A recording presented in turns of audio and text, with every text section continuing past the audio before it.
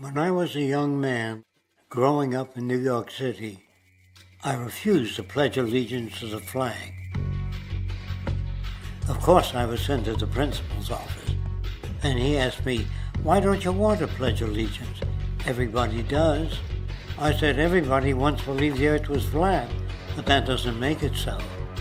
I explained that America owed everything it has to other cultures and other nations, and that I would rather pledge allegiance to the earth and everyone on it. Needless to say, it wasn't long before I left school entirely, and I set up a lab in my bedroom. There I began to learn about science and nature. I realized then that the universe is governed by laws, and that the human being, along with society itself, was not exempt from these laws. Then came the crash of 1929, which began what we now call the Great Depression.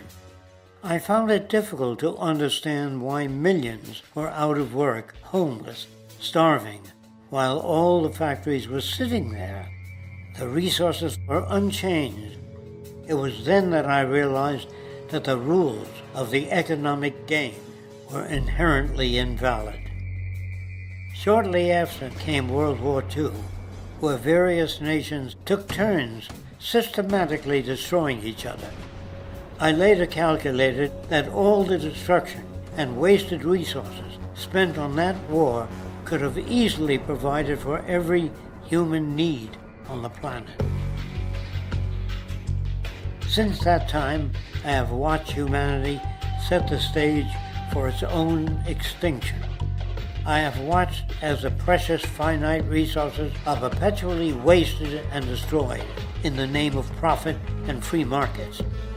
I have watched the social values of society be reduced into a base artificiality of materialism and mindless consumption. And I have watched as the monetary powers control the political structure of supposedly free societies.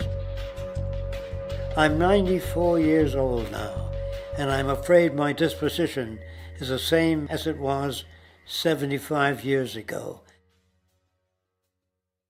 This shit's got to go.